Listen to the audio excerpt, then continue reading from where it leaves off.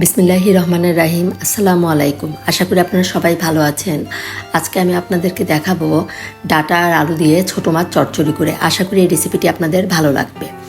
এখানে আমি যে ডাটা চিকন করে কেটে নিয়েছি, আলুও কেটে নিয়েছি। এখানে ছোটো সাইজে 2টা আলু নিয়েছি, আর এখানে হাফ কাপ পেঁয়াজ কুচি আর 10টার মতো কাঁচামরিচ ফালি নিয়েছি। আর এই যে আমি এখানে বাতাসি মাছ নিয়েছি। এই যে বাতাসি মাছগুলো ভালো করে কেটে ধুয়ে পরিষ্কার করে নিয়েছি।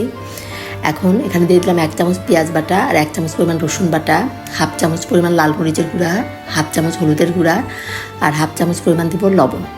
দিয়ে ভালো করে যে পেঁয়াজ কাঁচামরিচের সাথে মশলাটা আগে ভালো করে মাখিয়ে নিব। ছোটো মাছের চচ্চড়িতে অল্প মশলা দিয়ে রান্না করলেই এটা খেতে বেশি মজা হয়। এই যে আমি এখন আলুর সাথেও মাখিয়ে নিয়ে এর ভিতরে 2 টেবিল চামচ পরিমাণ রান্নার তেল দিয়ে দিলাম। দিয়ে এখন মাছ দেওয়ার আগেই আমি সব ভালো করে এভাবে মাখিয়ে নিব। যে বেশ ভালোভাবে কিন্তু মাখাতে হবে।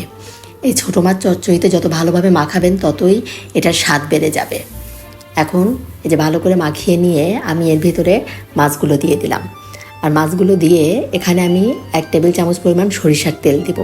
ছোটো মাছ চচ্চড়িতে একটু সরিষার তেল দিলে খেতে কিন্তু খুবই মজা হয়।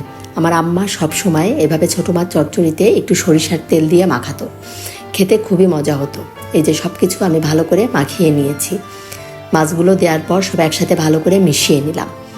এখন এখানে আমি অল্প পরিমাণ পানি দিয়ে দিব। একদম এই যে সবজি সমান সমান করে আমি এখানে পানি দিয়ে দিলাম। বেশি পানি দেওয়ার দরকার নেই, এমনিতেই দেখা যাবে ডাটা থেকে পানি বের হবে।